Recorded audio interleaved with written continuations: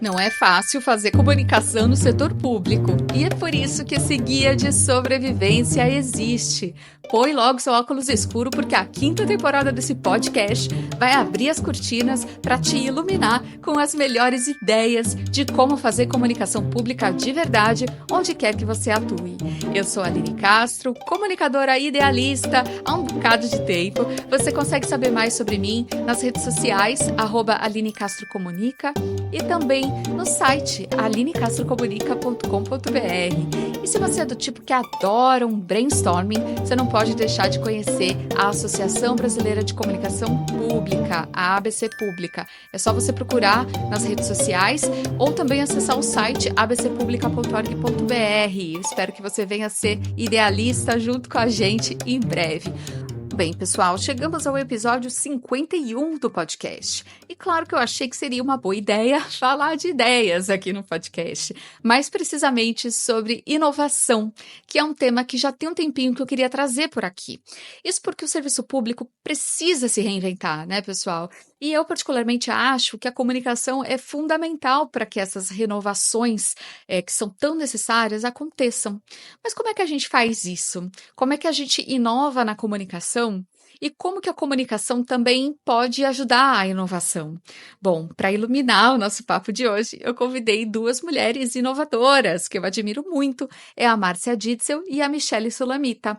A Márcia Ditzel é gestora de inovação e legal designer na Justiça Federal do Paraná.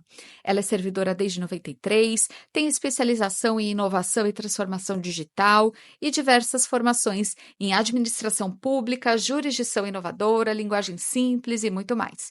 Já a Michele Sulamita é especialista em direito público, servidora do Ministério Público da União há 21 anos, atualmente lotada no Ministério Público do Trabalho do Rio Grande do Norte. A Márcia e a Michele também são integrantes da Rede Conexão Inovação Pública, uma rede da qual eu faço parte, e no decorrer do episódio vocês vão saber um pouquinho mais sobre isso, ok? Bom, para dar o start nas nossas conversas, eu perguntei para as duas sobre o que é, afinal, inovação. Será que tem a ver com tecnologia? Será que é sobre ter ideias brilhantes e revolucionárias? Vamos ouvir, começando pela Márcia Ditzel. Primeira coisa que eu gosto de derrubar é a ideia de que a inovação é tecnologia. Dentro do ambiente de inovação, a gente vê a tecnologia como uma ferramenta, como mais uma ferramenta. E nem tudo se resolve pela tecnologia. Às vezes, o que a gente precisa é mudar um fluxo de trabalho mesmo, mudar um modo de pensar, uma porta de lugar, né, um modo de comunicar com a equipe ali, né, falando em comunicação, a gente já vê que isso gera uma inovação, que não precisa ser, né, uma inovação disruptiva, né? Quando a gente fala em inovação, muitas pessoas e até instituições já vincularam aqui a gente só faz inovação tecnológica. Então, parece que a gente precisa o tempo inteiro construir foguetes, né, novos foguetes. Então, isso também eu acho que afasta um pouco as pessoas, né? Daí, por outro lado, ela também ela vai muito além de ter boas ideias, ideias legais, né?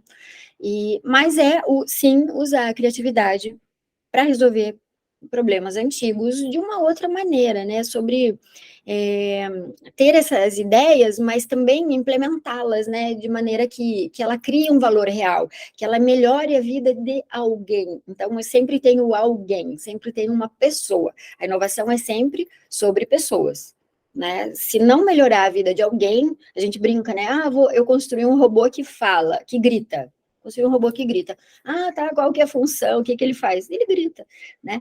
Então, se não tiver um impacto, um valor para alguém, para uma pessoa da vida real, né, ou um grupo de pessoas, a gente não está inovando. Então, a inovação é esse processo de transformar uma ideia, né, que bacana, uma ideia legal, em um produto, um serviço, um novo método, né, de fazer as coisas, mas que melhore significativamente, de preferência, né, algo que já tem existido, que já exista, ou venha introduzir uma nova maneira, né, de realizar as coisas. Então, a inovação fundamentalmente é resolver problemas, né?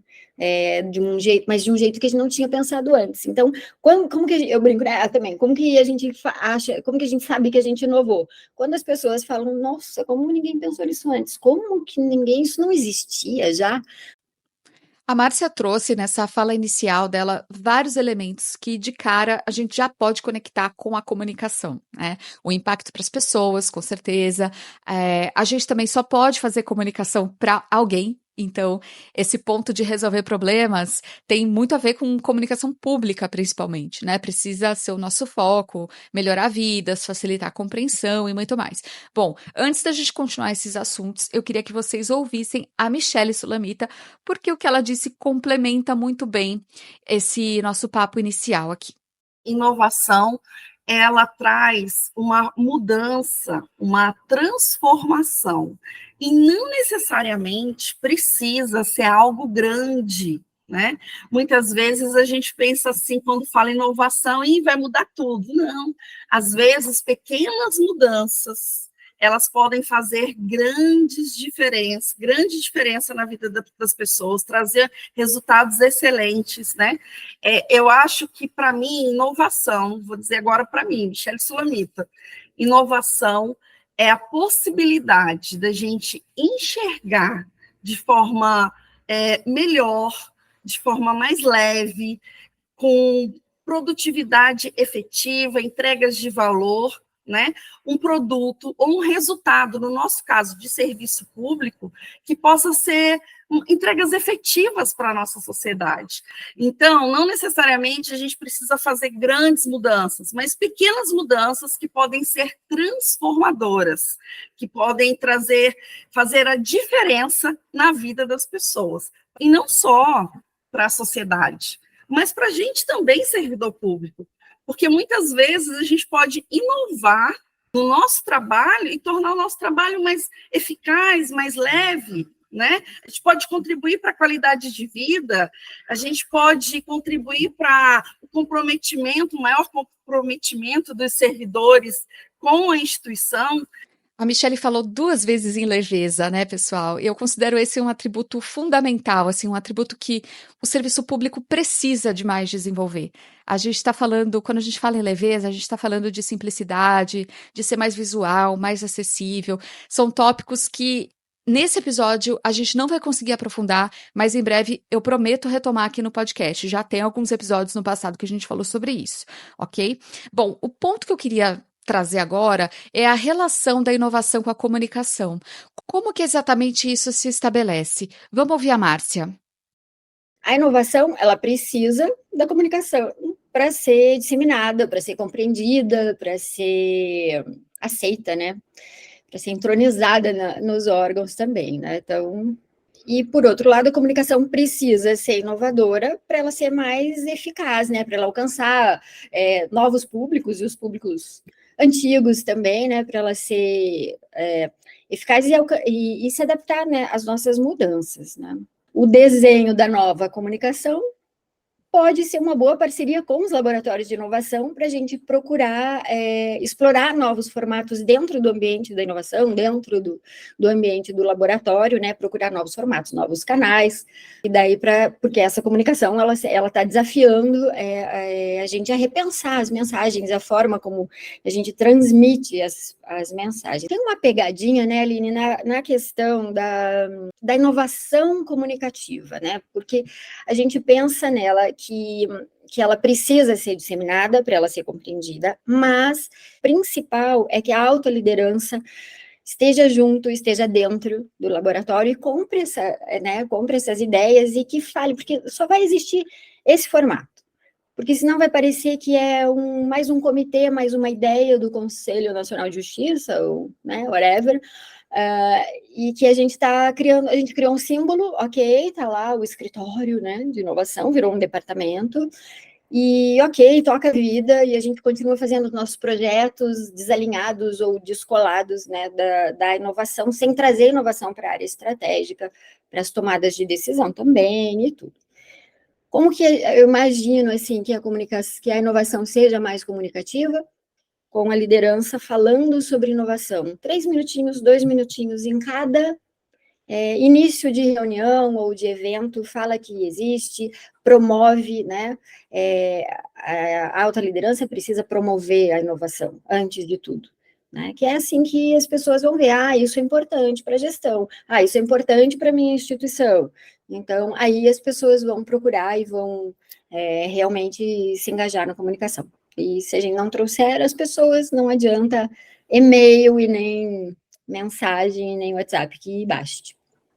Uma curiosidade, gente, é que eu gravei com a Márcia e a Michelle em dias separados, mas as falas delas têm tudo a ver uma com a outra, né? Eu achei isso super curioso.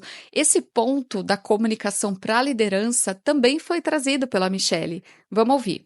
Eu acho que a comunicação, ela é muito importante dentro da instituição para a gente poder, por exemplo, chegar nas lideranças, né? A gente começa ali, eu inovando, eu célula, daqui a pouco eu setor, junto com outros colegas, a gente quer fazer alguma coisa diferente. Então, como é que a gente faz? A gente trabalha em órgãos públicos, temos portarias, temos regimentos internos, né? A gente é engessado, bem engessado, mas a comunicação, ela pode abrir esse espaço dentro desse gesso aí, eu acho que ela pode nos ajudar a chegar nas lideranças, né? E tentar, de certa forma, cativar, né? Conquistar as lideranças. Por que inovar? Por que eu preciso fazer isso aqui no meu setor? Então, eu preciso ter uma comunicação assertiva, eu preciso ter uma comunicação que traga dados, então, a comunicação direta para as lideranças, para que a gente possa conseguir inovar, que a gente possa conseguir mudar, porque a gente precisa ter o patrocínio deles. Já falei algumas vezes aqui no podcast da relação entre comunicação e cultura organizacional. Como que a cultura influencia a comunicação, mas como também a comunicação pode e deve ir moldando a cultura. É sobre isso que a Márcia e a Michelle estão falando, né, gente? Sobre a nossa atuação como comunicadores pelo envolvimento, pela sensibilização das pessoas, principalmente da liderança, para que as mudanças não sejam só da boca para fora. E aí você deve estar pensando assim, nossa, mas como? Que estratégias, que práticas, como que a gente pode realmente influenciar esse movimento de mudança, sendo que os nossos ambientes são super conservadores, tradicionais, né? Os órgãos públicos costumam ser assim. Então, vamos ouvir um pouquinho da Michelle sobre isso. E para as pessoas, como a nossa sociedade está em constante evolução, a gente tem que usar muita criatividade. É isso. A gente precisa conhecer o nosso usuário, né? E cada instituição pública, é claro que o nosso usuário é a sociedade, mas existem algumas instituições que são nichos específicos, né? Tem um livro que eu acho muito legal, depois vou te passar aí o nome direitinho, tal, para você colocar aí para o pessoal, chama-se Confiança Criativa, libere sua criatividade e implemente suas ideias. Esse livro é muito legal, e no nosso site lá da Rede Conexão, Inovação Pública, na mochila do Rodrigo Narciso, tem lá algumas cartas, ele fez cartas com os principais conceitos que esse livro traz. E uma coisa que eu acho bem legal é quando ele fala nesse livro a respeito da gente buscar oportunidades, né, para ter a nossa criatividade, né?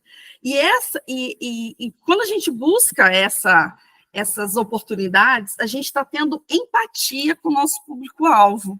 Então, a gente precisa conhecer o nosso público-alvo. A gente precisa conhecer os nossos usuários. A gente tem que pensar que o órgão público é a casa do povo. Então, vamos trazer o povo aqui para dentro. Vamos conhecer as pessoas. Vamos saber as necessidades delas. Vamos ouvir o nosso usuário.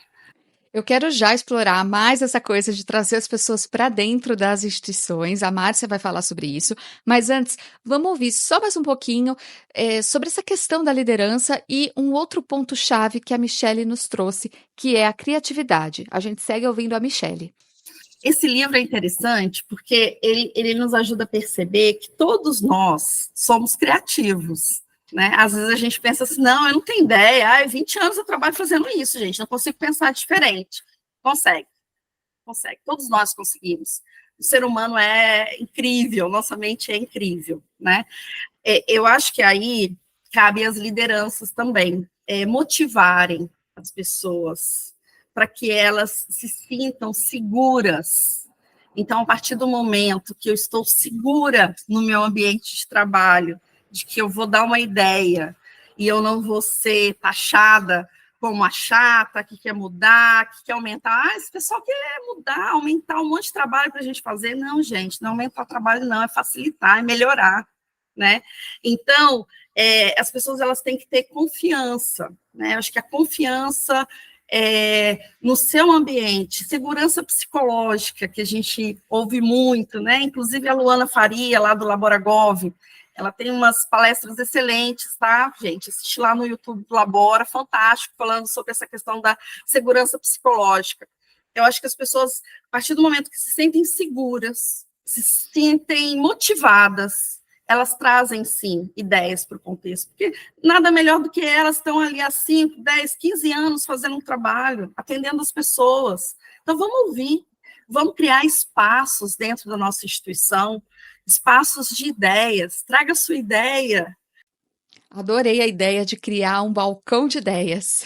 E super concordo com a Michelle. Se você que está me ouvindo aí é líder de equipe, não deixa de continuar ouvindo aqui o episódio, porque a gente ainda vai dar mais dicas sobre como conduzir reuniões de forma criativa e muito mais. Bom, a Michelle trouxe várias referências que eu vou deixar na descrição do episódio. Vou deixar o livro que ela citou, o canal do Laboragov, o site do Conexão Pública. E eu queria deixar também uma dica de um outro livro que eu lembrei enquanto eu estava produzindo aqui o episódio, que o livro chama A História Secreta da Criatividade, Como Nascem as Ideias que Podem Mudar o Mundo. Nesse livro, basicamente, o autor conta vários casos de ideias que revolucionaram, assim, mas ele derruba completamente o mito de que para a gente criar alguma coisa, a gente precisa ser uma espécie de gênio, né? Então, ele derruba esse mito da criação ser uma magia, uma coisa que acontece, assim. Segundo o autor, todos nós nascemos para criar. E é isso, inclusive, que nos faz humanos. E adivinha um outro atributo humano que a Michelle já ventilou aqui na fala dela, e que tem tudo a ver com criação. É a colaboração, pessoal, criar em conjunto. A Márcia Ditzel vai nos contar um pouco sobre como essa criação colaborativa é feita no laboratório de inovação onde ela atua. E o que é legal do ambiente de laboratório é que a gente não fica preso ao grupinho, né, ao corpo funcional que existe nessa estrutura.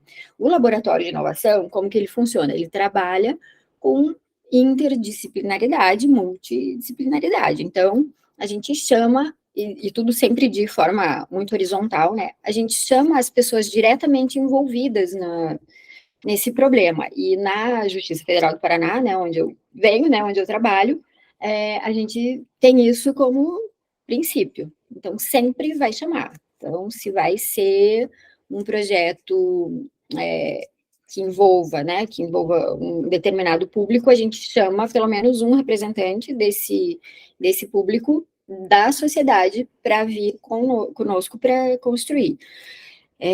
Então, sempre vai ser isso, a pessoa envolvida, né, a pessoa que vai ser impactada pelo resultado que a gente pretende, a gente chama para ajudar a construir a solução. Eu fiquei interessada, gente, porque isso é algo que eu sempre quis trazer para a comunicação, sabe? Grupos focais com servidores, também com público externo, enfim, mecanismos de escuta que nos ajudassem a validar e a aperfeiçoar o trabalho da comunicação. Aí eu perguntei para a Márcia como que exatamente eles chamam essas pessoas para participar, que procedimentos que eles adotam, e pedi também para ela citar exemplos. A gente convida, né? Ó, eu conheço alguém que poderia convidar. Então a gente faz por convites, assim, né? Então, por exemplo, a gente fez um trabalho, acho que deve ter sido em 2022, mais ou menos. A gente fez um trabalho sobre melhorar o atendimento para o público LGBTQ+. Tá? Então, isso depois refletiu, né, no próprio processo eletrônico, que poderia ter o nome social e tudo, é um projeto de banheiros inclusivos e tudo. Mas a gente só chegou nessas soluções porque a gente trouxe pessoas deste público. Então, internamente, a gente sempre convida, né? Ó, o laboratório manda os e-mails, põe na intranet. O laboratório de inovação está selecionando pessoas para participar da oficina X, né? Então, convidamos pessoas responsáveis pelo atendimento ao público, nesse caso, tá? Preferencialmente, mas não exclusivamente, pessoas que atendam o público e que sejam do público LGBTQ+.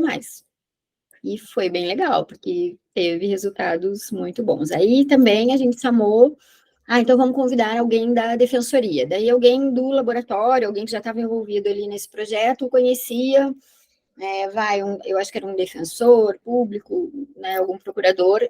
Eu conheço, então pode vir. Tem um especialista. Aí, eu tenho uma amiga que é uma mulher trans, vou chamar. É artista, é mulher trans, vou chamar para vir para o grupo. Então foi super bacana, eram umas 12, 14 pessoas nesse grupo, e que tratou, né, a gente ficou, como sempre, a gente fica uns 2 meses trabalhando, né, no laboratório, nessas sessões, e vem muita coisa, que se fosse resolvido por uma pessoa, por um gabinete, por lá, 2, 3 pessoas que pensam no que a pessoa, né, no que esse público queria, a gente não ia chegar nas soluções que a gente chegou. Como eu falei no início aqui, uma das minhas intenções para esse episódio é dar dicas de como a gente pode ter boas ideias, para a gente sair da comunicação padrão, com as mesmas mídias, as mesmas abordagens, enfim, para a gente tentar fazer diferente. E processos criativos têm muito a ver com design thinking, né, que é um método de trabalho com várias etapas, sendo que uma delas é a ideação. Então, vamos continuar ouvindo a Márcia sobre isso. O Momento Eureka, ele é uma construção, né? Ele é uma construção. Então, né, é o que eu falei, você vai juntando ali as ideias, de repente, gente, olha, e se a gente fizer isso, né? Essa abordagem, que é o design thinking, né? Ela não é uma metodologia, ela é uma abordagem cognitiva, né? Uma abordagem de pensamento, uma atitude, né? Então, ela tem mesmo essas etapas, né? Ele é bem metódico, é lúdico, é muito interessante o trabalho. Parece que ele é caótico no começo, mas depois dá tudo certo e engaja muito as pessoas, né? Porque a participação, e é tão colaborativo que no final você nem sabe quem teve a ideia, porque a ideia é realmente do grupo e você não sabe de onde surgiu aquilo, né? Então, primeira coisa é isso, incentivar um ambiente, né, onde todas as ideias importem, né? Que nenhuma ideia seja considerada absurda à primeira vista. Se junta, deixa tudo lá, porque você junta uma ideia absurda com uma ideia ok, e daí aquilo vai virar um projeto novo, uma ideia nova. Isso é crucial, assim, pode confiar mesmo. Na hora da ideação, você fala para as pessoas, você tem superpoderes e $1 milhão. Então, você vai resolver esse problema. Porque o limitador é isso, não tenho poder e não tenho dinheiro. E se você fosse o gênio da lâmpada? Muito legal a ideia do $1 milhão, né, gente? E eu acabei lembrando de uma outra tática que eu cheguei a usar algumas vezes com as equipes que eu liderei, um pouquinho às avessas, né? Mas era a seguinte: o concurso da pior ideia. Quem tem a pior ideia possível para uma campanha X desse ano? Aí a gente acabava rindo, se divertindo, e no final tinha uma ideia legal que a gente colocava na rua. Então, acho que criar esse ambiente divertido é outra parte importante. A gente vai falar mais um pouquinho, a Michelle vai comentar sobre segurança psicológica e tudo mais. Bom, mas agora a gente vai ouvir mais um trechinho da Márcia, em que ela conta sobre o processo e as ferramentas que ela utiliza. Assim, então a primeira coisa é isso, você deixar livre e dar segurança para as pessoas. Então, eu não costumo gravar as reuniões, né, essas sessões de design thinking, elas não são gravadas ou elas são feitas presenciais lá no laboratório, né, e a gente tem um laboratório virtual também, que é o Cyberlink, que é um ambiente do Gather Town, é bem bonitinho, é tipo o Zoom, assim, né, tipo o Meets, mas ele é mais interativo. E no ambiente presencial, às vezes a gente faz os registros, né, porque eu tenho que fotografar os post-its, tudo para documentar depois, mas, assim, é tudo anônimo. Eu gosto muito de fazer a ideação silenciosa, que é você pensa no papel, né, então você escreve nos seus post-its ali, então não tem esse medo de julgamento. E a gente deixa muito claro isso, que eu tenho até um estacionamento de crachás lá, que a gente deixa, né, os crachás, os egos, as gravatas, ninguém é o doutor, excelência, a opinião, a palavra do desembargador, do presidente, não é mais importante do que da tia do cafezinho, que estiver junto participando, né, nem do estagiário, nem dos servidores, então, eu vou falar, porque numa reunião oral, assim, numa reunião normal, fica assim, meu chefe falou, acho que eu vou concordar, né? E no post-it você pode tudo, né? Você vai lá, você escreve, depois a gente vai fazendo, e a gente cria uma atmosfera mesmo que as pessoas no fim já querem, posso tirar o sapato, sabe assim, vou afrouxar minha gravata aqui, então é muito natural isso. Eu pedi para a Márcia falar um pouco mais sobre design thinking e que técnicas e práticas a gente pode pegar emprestado para o nosso trabalho de comunicação. Dicas, né, de design thinking para os comunicadores públicos, primeiro é adotar empatia, né? A gente tem Canvas, tem uns documentos já básicos, assim, para isso, né, que você pergunta lá, quem que é a pessoa, e sem empatia não é assim, isso é legal, como que é, me fala o que você está sentindo, não precisa ser, né, o amorzinho, essa palavra acabou, esse termo virou banalizado, assim, então parece que é só sobre ser bonzinho, legal e tal, né, mas a gente tenta compreender, então, como minha avó iria interagir com esse novo sistema, por exemplo, né, como a minha sobrinha de 12 anos iria interagir com esta informação, o que ela sabe. Então, você se pergunta, você pode pôr num template, num canvas, assim, que você visualize melhor, quem que é a pessoa que vai ler, que vai receber essa informação. O que ela já sabe, né? Daí depois a outra pergunta, o que ela já sabe sobre o assunto? Né? O que ela precisa saber, o que eu quero que ela saiba. Né? Então, você vai se fazendo algumas perguntas, tem toda a técnica ali, e você vai fazendo essa jornada dele. Então, quando a gente fala em empatia, não é só sobre você, né, tratar a pessoa, falar queridinho, mas você fazer a jornada. O que ela sente, né?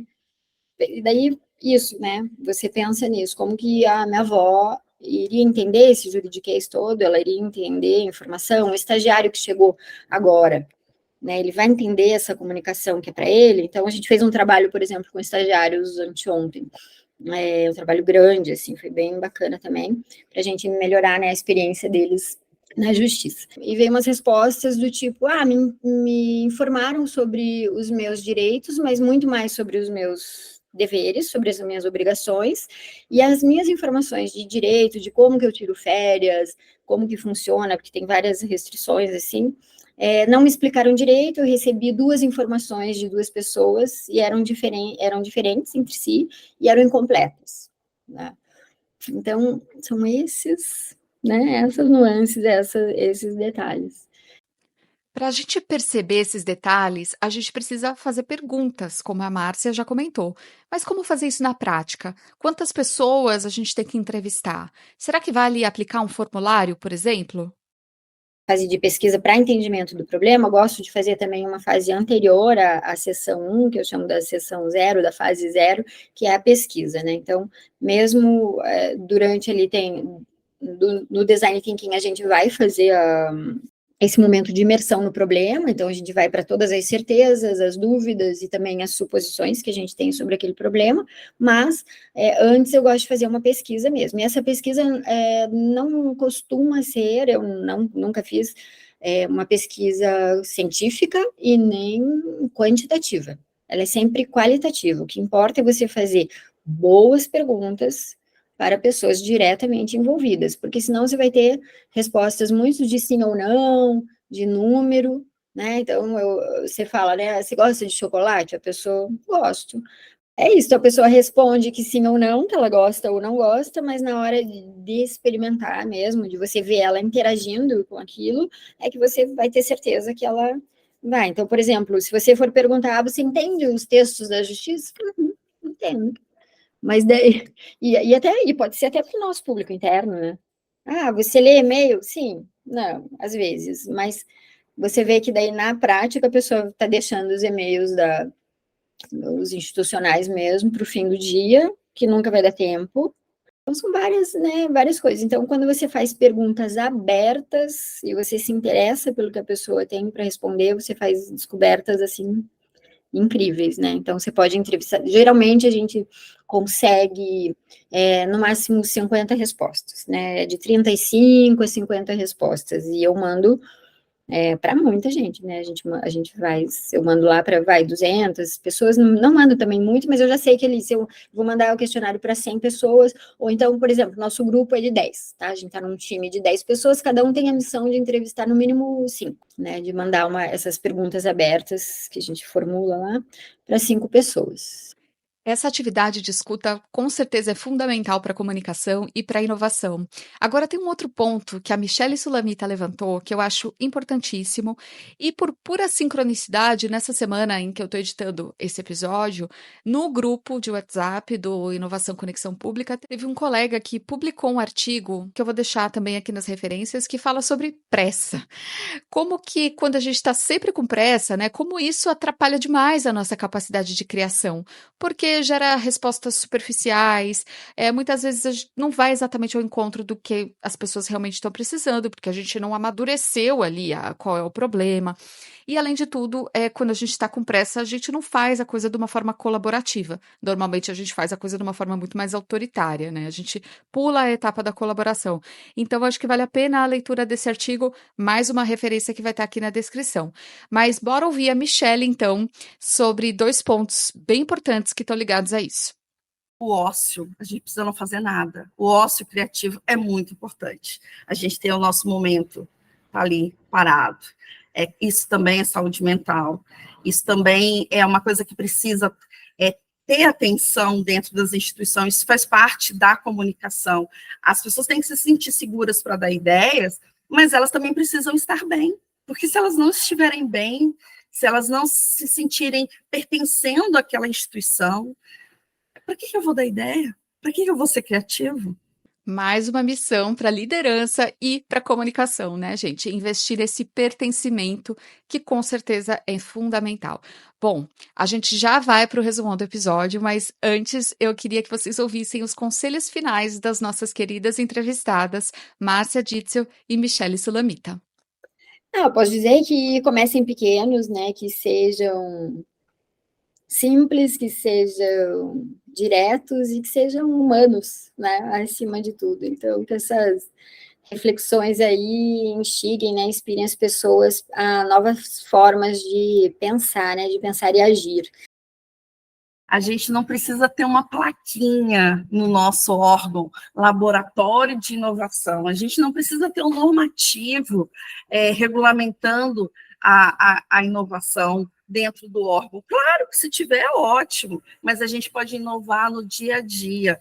A gente pode inovar como setor, coordenação, como instituição, mas principalmente a inovação ela começa com cada um de nós. A gente pode inovar dentro das nossas possibilidades, dentro das nossas ações. Começa você, começa pequeno, contínuo. E o pouco que eu faço, Aline, o pouco que você faz, amigo ouvinte que está aí ouvindo a gente, pensa assim, olha, vou fazer também um pouquinho, e aí a gente vai juntando, é a corrente do bem, galera.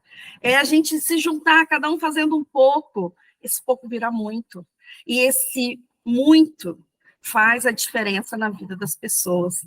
Gente, vamos pensar, se a gente conseguir fazer diferença na vida de uma pessoa, quanto vale uma vida? Vale muito, né? E toda a vida importa.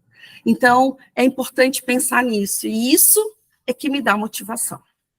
Eu falo de coração. Amigos, servidores públicos, seu trabalho é muito importante para a nossa sociedade. Nós precisamos de vocês. Quem falou agora não foi a Michelle Sulamita, servidora pública. Foi a Michelle Sulamita, cidadã, parte da sociedade. Então, é muito importante o servidor público sentir e saber que ele faz parte daquilo, que o trabalho dele é importante. Acho que essa segurança traz as pessoas para dentro da instituição com uma sensação de pertencimento, de contribuição, de querer mudar, de transformar, e as ideias brotam. A gente precisa só abrir esse canal. Eu realmente espero ter ajudado a abrir esse canal com esse episódio aqui do podcast, pessoal. Bom, vamos de resumo do episódio? Bora lá! Inovar é mais do que trazer uma novidade, é transformar alguma coisa com criatividade de forma que melhore a vida das pessoas. A comunicação pode dar força para o movimento da inovação, divulgando esse assunto, mas principalmente pensando em estratégias para sensibilizar e envolver principalmente as lideranças. Só assim a gente muda a cultura, só assim a gente consegue deixar nossos órgãos realmente mais inovadores e mais leves. Por falar em leveza, criar climas alegres, divertidos e principalmente seguros ajuda demais a pensar de forma criativa. Se você é líder, procura fazer brainstorms mais livres e faz o possível para amenizar a pressão e a pressa da sua equipe. Muita gente fala do momento eureka, como se a gente recebesse uma iluminação aleatória. Mas o que se sabe hoje é que as grandes ideias, elas são, na verdade, uma construção. Você pode até ter um insight, um clique, mas normalmente isso já estava incubado, digamos assim, em você. E então investir em colaboração e também momentos de ócio, de reflexão, ajudam demais nesse processo, para a ideia vir à tona, digamos assim. Bom, ainda sobre colaboração, fazer pesquisas com perguntas abertas pode nos dar dados preciosos para inovar e criar soluções eficazes. Outra ação é criar grupos bem heterogêneos e sem hierarquia na hora da ideação. Pessoal, a gente nem de longe esgotou o assunto. Tem muitos outros pontos relacionados à inovação que eu queria trazer aqui no episódio, porque eu entendo que afetam diretamente a comunicação.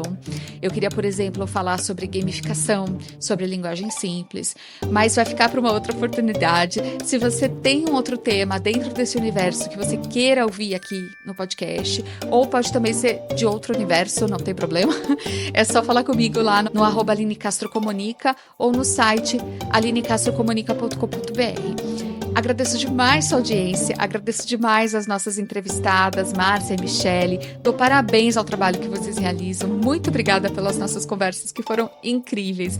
Muito obrigada a todo mundo. Deixo um grande beijo, um abraço apertado e até o próximo episódio do podcast Comunicação Pública Guia de Sobrevivência.